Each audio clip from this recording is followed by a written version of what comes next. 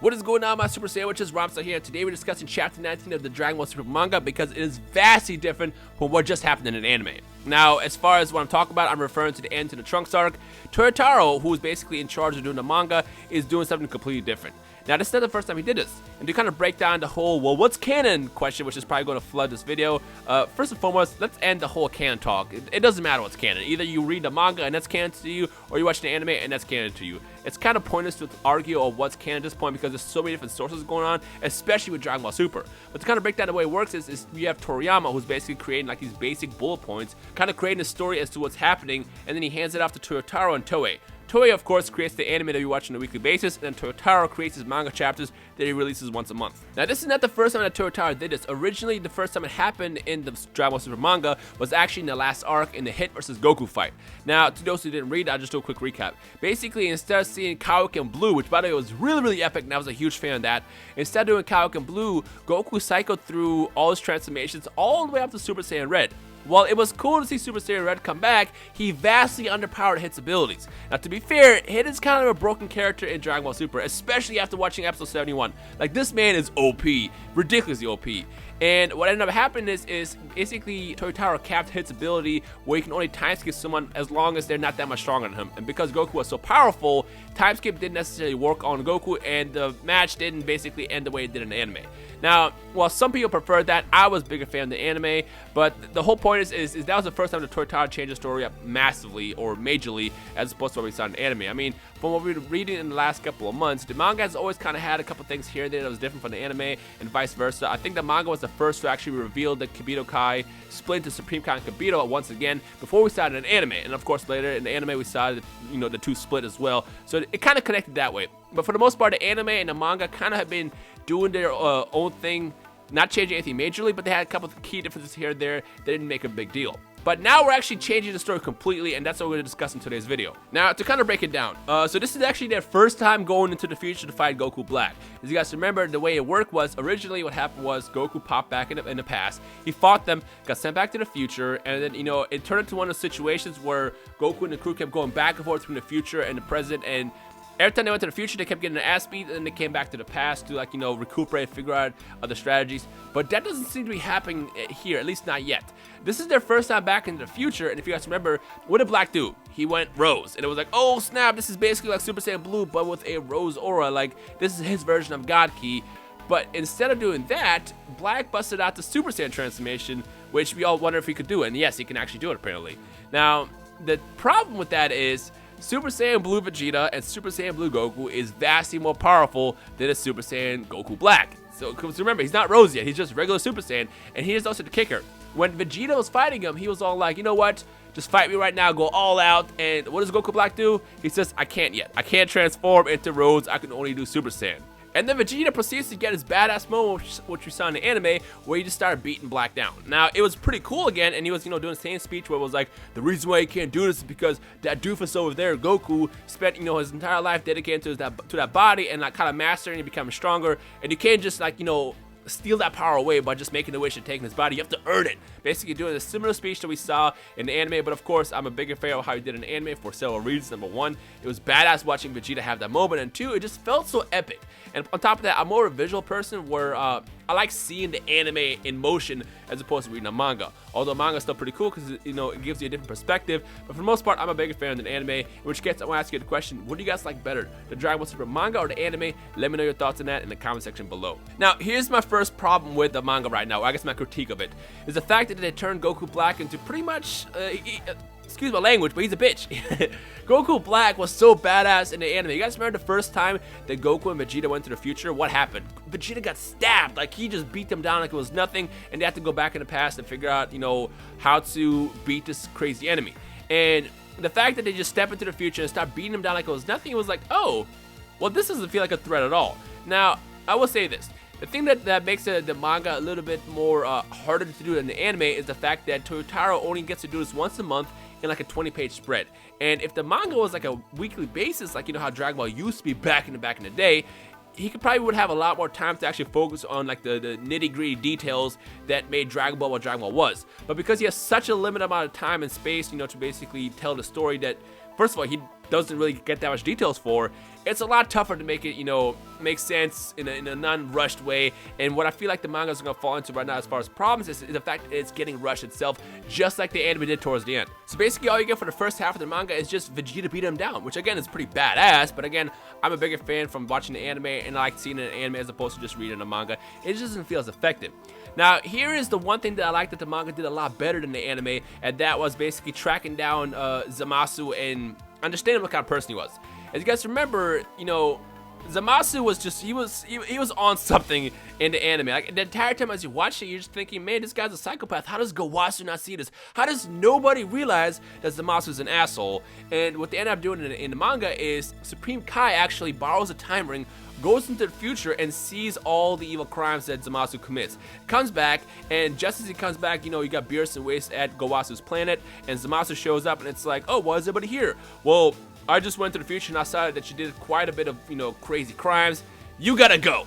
To which, of course, Zamasu does what he did in the anime, and he just basically rebelled. He said this is all for justice, tries to attack, and of course, Beerus does probably one of the greatest moments I've seen Beerus do, and it's, of course, the infamous Hakai, and just destroys Zamasu right then and there. Now, again, this is something that they should have just done in the anime. Like, dude, you have the ability to see the future. You obviously see that, you know, Gowasu obviously saw that Zamasu was insane and was just doing all these crazy thoughts and stuff, having all these crazy thoughts and everything.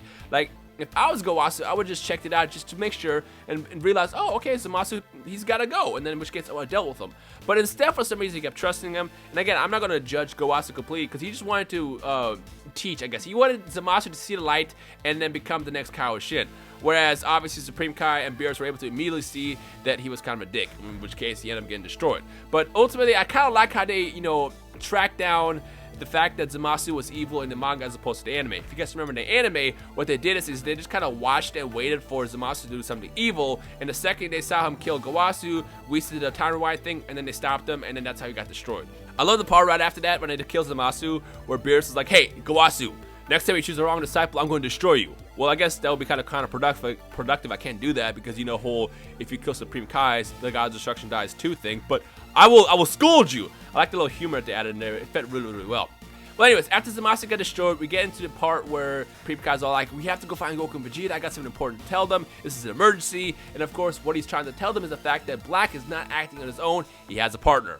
Now, if you remember the way it happened in the anime, you know, Zamasu just randomly interrupted, showed up, and then it was like a 2v2, which, by the way, that 2v2 fight is still one of my favorite moments in the Dragon Ball Super anime. Like, that was so well animated, the fight was intense, it was incredible. In fact, I gotta go watch that right after I'm done with this review. But what we end up getting in the manga, we get a flash forward to Vegeta getting ready to finish up Black. You know, they basically tell him like, hey, this is weird. Trunks even says, this feels kind of odd. There's something different this time. To which Goku says, Vegeta, finish him off. And then right as he's about to fire the final flash, we see the immortal Zamasu make an appearance. He saves Black, he heals them, and then this is basically where the chapter ends, where they revealed that, you know, there is another Zamasu, which we already knew was going to happen. Now, here's the kicker. First and foremost, we see Zamasu heal Black, which he actually wasn't able to do in, you know, the anime. And two, it seems they might jump straight into the fusion. Now, when Zamasu first healed Black, my first thoughts were, I wonder if he's going to get a massive Zenkai boost, because you guys remember, Black was getting stronger and stronger with every single fight he had in the anime. But this time, he got Vegeta to literally beat the dog piss out of him, and then Zamasu shows up and gives him basically a sensu bean, basically, with his powers, and heals him. I wonder if this is going to lead to him to get a huge power boost to the point where he basically goes Rose. But at the same time, Toyotarou has promised a massive change, and we might not even get to that at all. Which the first question I'm asking you guys is, if we don't see Rose in the manga, how do you guys feel about that? Do you like it, dislike it? Feel free to discuss down below. Now remember, there's only one chapter left to basically wrap up the story, and I know you can wrap up, I guess, the ending in like literally like one panel. So really, most of the next chapter, chapter 20, is going to be all fighting. It's not a question. This is how are they going to finish it up? We know that Vegeta was just basically added for fan service, so he has nothing really to do to it, so technically they could cut that out. But then at the same time, for all we know, we could even see Gogeta pop up in the manga. Now, I mentioned this a few weeks ago where I was like, I think since, you know, they announced that they're going to do something different in the manga, there's a possibility of instead of having Vegeta pop up, they show Gogeta, in which case it would make a lot more sense when they defuse. On top of that, he's not really vital to the story, he was just there for more fan service type of thing. It would be cool to see Gogeta show up, but at the same time, because they only have one chapter and they have to wrap it out really, really fast, I can't really tell what's going to happen at this point. And honestly, it's really hard to predict this right now. It's so hard to predict this. But the only problem I have now is even as Zamasu and Black fuse, how will they have power, basically. Because, like, the thing that made Rose so powerful is the fact that he was Goku's body, super powerful with the ability to go Super Saiyan Blue, just his version, which is called Super Saiyan Rose. But if he doesn't have that, then even though Zamasu and Black fuse, how would they have enough power to take out 3 Saiyans? If you remember in the anime, the entire time you have Black, Zamasu just taking Goku and Vegeta down, and even Trunks like it was nothing. But because we were lacking the Rose power now, how is that going to actually happen? I mean, we know Zamasu technically is immortal, but he didn't really have that much power to, to take down the Warriors. The only reason why they were basically losing the entire time is because Zamasu and Black were so synced together. On top of that, they had a power boost that's what made it so powerful. But now we don't have that, so what's going to happen? Based on how they hinted it, I feel like what's going to happen next chapter is they'll jump immediately into the fusion. But I have a theory that because of how powerful Zamasu already is, because of his immortality, and the fact that Black has received a Zenkai boost, that they'll still kind of have the power of Rose. Just instead of having Rose, it'll be like the merged Zamasu white hair Super Saiyan transformation. So I think that's what they're going to jump into immediately. And then from there, they'll have such a power boost that basically it'll be 1 versus 3, where Merged Zamasu basically takes the entire match. Now, of course, we still also have to add the fact that the Trunks ends up getting the kill. On top of that, get the Omni King involved. So a lot can still happen, and I still feel like just for maybe a couple panels, they could bring someone like Gogeta back instead of introducing Vegito. And I think that'd be just a cool way to see the other fusion that everybody loves. Because at this point, I feel like we're kind of split halfway in the middle as far as what fusion we like better between Vegito and Gogeta. I mean, I've always been a Gogeta fan. I know some of you guys love Vegito. In fact, I want to ask you guys, which fusion are you a bigger fan of? I want you to hashtag Gogeta or Vegito down below. But ultimately, I guess we'll have to wait another month to see what's going to happen. So all I can do at this point is end the video right here and I guess leave the floor open for you guys to discuss what you think is going to happen. So feel free to do so of that right now. Now, as far as my final words on this, I can't say whether or not I like it or dislike it. What I don't like I said, is the fact that they are severely underpowering Black. And again, they did the same thing with Hit. Hit is so badass, yet in the manga, he's kind of a joke. And I never really liked that. But based on how this next chapter goes, it's going to determine whether I love this chapter or hate it. Or I guess love this ending or hate it.